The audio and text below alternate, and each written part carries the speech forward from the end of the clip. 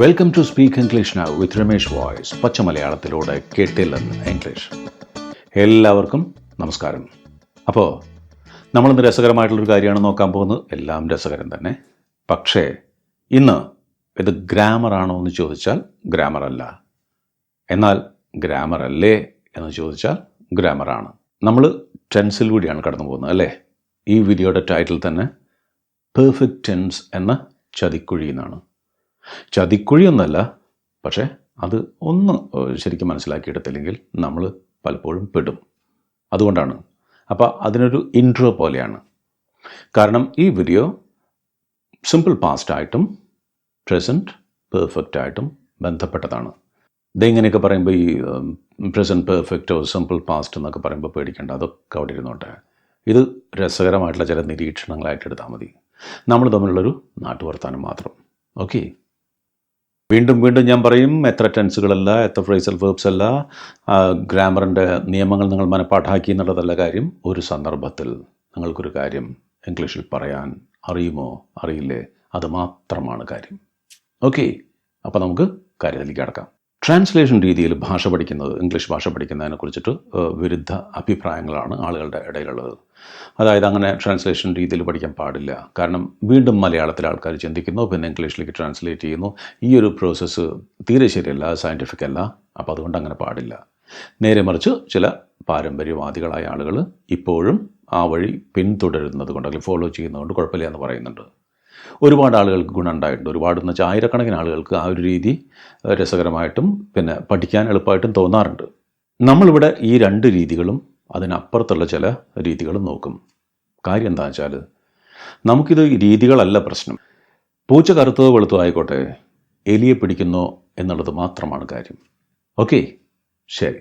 ഇംഗ്ലീഷിൽ ഒരുപാട് കാര്യങ്ങൾ മലയാളത്തിലേക്ക് ട്രാൻസ്ലേറ്റ് ചെയ്യാം. പക്ഷേ ചില കാര്യങ്ങൾ, ചില സന്ദർഭങ്ങൾ അങ്ങനെ തന്നെ ട്രാൻസ്ലേറ്റ് ചെയ്യാൻ പറ്റില്ല. ടെൻസുകളുടെ കാര്യത്തിൽ ഈ പെർഫെക്റ്റ് ടെൻസും സിമ്പിൾ പാസ്റ്റും തമ്മിൽ വരുമ്പോൾ കുറച്ച് പ്രശ്നങ്ങളുണ്ടാവും. ഇംഗ്ലീഷിൽ പെർഫെക്റ്റ് ടെൻസ് ഉപയോഗിച്ച് പറയുന്ന പല സന്ദർഭങ്ങളും നമ്മൾ മലയാളത്തിൽ സിമ്പിൾ പാസ്റ്റിലാണ് നമ്മൾ യൂസ് ചെയ്യുക. നമ്മളുടെ ഒരു ഫ്രണ്ടിൻ്റെ വീട്ടിലേക്ക് ഫ്രണ്ടിനെ അന്വേഷിച്ച് ചെല്ലുകയാണ്. ഫ്രണ്ടിൻ്റെ പേര് രാജു എന്നിരിക്കട്ടെ. അപ്പോൾ നമ്മൾ ചോദിക്കുന്നു, രാജു ഇല്ലേ എന്ന് ചോദിക്കുന്നു. അപ്പോൾ രാജുവിൻ്റെ അമ്മ പറയുന്നു, രാജു പുറത്തു പോയി. രാജു പുറത്തു പോയി എന്നുള്ള എൻ്റെ English, Raju went out.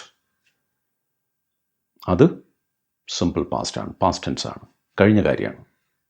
Okay, പക്ഷേ രാജുവിൻ്റെ അമ്മ ഇംഗ്ലീഷിലാണ് അത് പറയുന്നതെങ്കിൽ എന്ത് പറയും? Raju has gone out.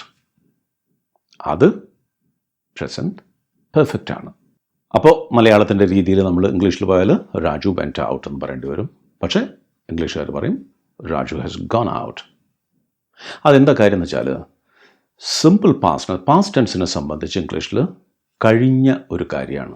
അതിനിപ്പോൾ ഈ പറയുന്ന സന്ദർഭം, ഈ നിമിഷം ഇതായിട്ട് ഒരു ബന്ധമില്ല. കഴിഞ്ഞത് കഴിഞ്ഞു, അതാണ് കാര്യം. നേരെ മറിച്ച് പെർഫെക്റ്റ് ടെൻസ് എന്ന് പറയുമ്പോൾ കഴിഞ്ഞിട്ടുള്ള കാര്യമായിരിക്കും. തൊട്ട് മുമ്പോ കുറച്ച് മുമ്പോ ഒക്കെ കഴിഞ്ഞ കാര്യമാണെങ്കിലും അതിന് ഇപ്പോൾ ഈ സന്ദർഭവുമായിട്ട് ബന്ധമുണ്ട്. അതായത് നമ്മൾ രാജുവിനെ അന്വേഷിച്ച് ചെല്ലുകയാണ്.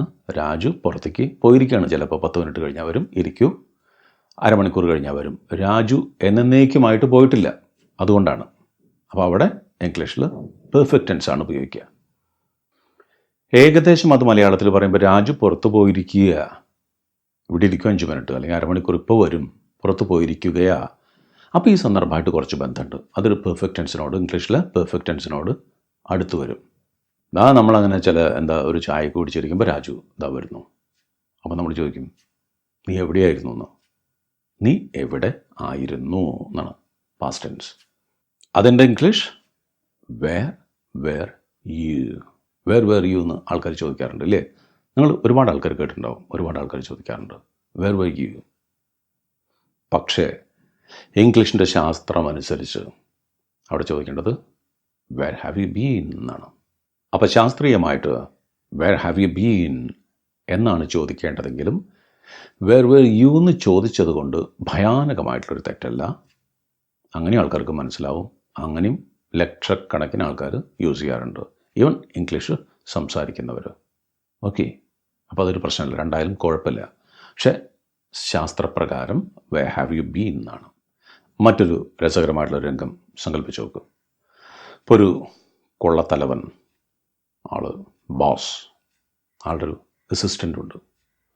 ഈ ബോസ് ഈ ആളുടെ അസിസ്റ്റൻറ്റിനെ ഒരു മിഷന് വേണ്ടിയിട്ട് അയച്ചിരിക്കുകയാണ്. ഒരു സ്ഥലത്ത് ചെല്ലും, മറ്റൊരു ഗൂഢസങ്കേതത്തിൽ. അവിടെ ഒരു മുറി കാണാം. അപ്പോൾ ഇവിടെ മലയാളം ഇംഗ്ലീഷ് ആയിട്ടുള്ള ട്രാൻസ്ലേഷൻസ് ഒന്ന് ശ്രദ്ധിക്കൂട്ടോ. ബോസ് പറയണം, മുറി തുറക്കൂ. 2 പെട്ടികളുണ്ട് ആ മുറിയിൽ. 2 പെട്ടികൾ കാണാൻ കഴിയുന്നുണ്ടോ? Can you see 2 boxes?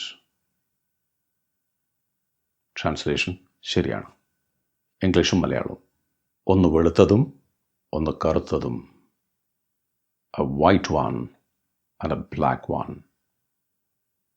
Translation ശരിയാണ്. പിന്നെ കുറച്ച് നേരത്തേക്ക് ബോസിനൊന്നും കേൾക്കാനില്ല. അവിടെ നിന്ന് ബോസ് ചോദിക്കുകയാണ് മലയാളത്തിൽ, എന്താണ് സംഭവിക്കുന്നത്? What's happening? രണ്ടും ശരിയാണ് ട്രാൻസ്ലേഷൻ ഇംഗ്ലീഷ്. അപ്പോൾ മലയാളത്തിൻ്റെ എക്സാക്ട് ട്രാൻസ്ലേഷനാണ് ഇംഗ്ലീഷും. ഇവിടെയൊക്കെ ശരിയാണ്.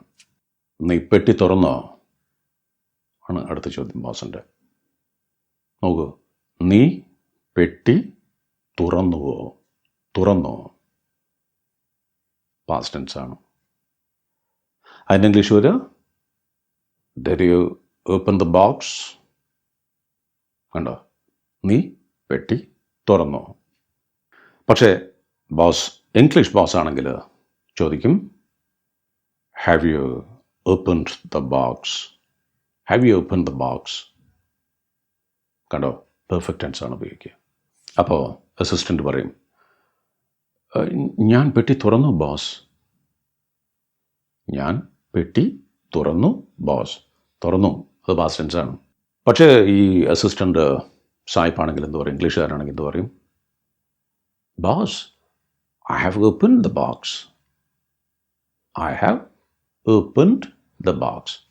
പെർഫെക്റ്റ് ടെൻസ് ആണ് ഉപയോഗിക്കുക.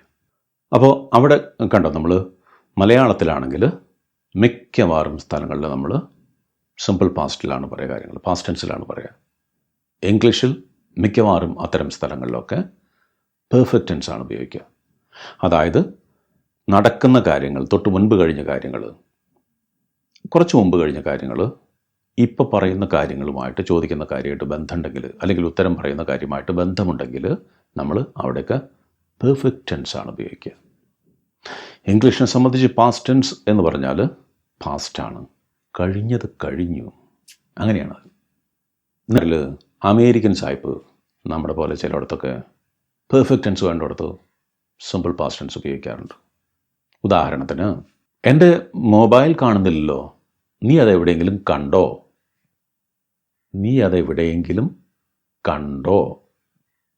കണ്ടോ? അത് പാസ്റ്റ് ടെൻസ് ആണ്, കണ്ടോ.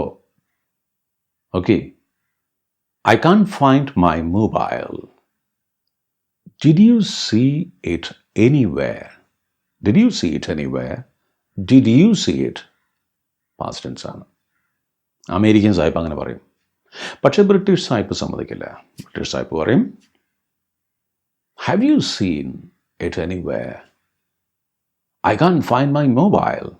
Have you seen it anywhere? നീ അതെവിടെയെങ്കിലും കണ്ടിട്ടുണ്ടോ? നമ്മളും കണ്ടിട്ടുണ്ടോ എന്നൊക്കെ ചോദിക്കാറുണ്ട് ഇടയ്ക്ക്, അല്ലേ? പക്ഷേ എന്നാലും കൂടുതൽ നമ്മൾ പറയാം എവിടെയും കണ്ടോ, എൻ്റെ മൊബൈൽ കണ്ടോ എന്നാണ് ചോദിക്കുക, അല്ലേ?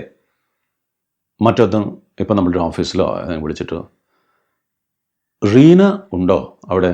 റീന അവിടെ ഉണ്ടോ എന്ന് ചോദിക്കുമ്പോൾ ഈസ് റീന അതെ എന്ന് ചോദിച്ചോ എന്ന് വിചാരിക്കുക.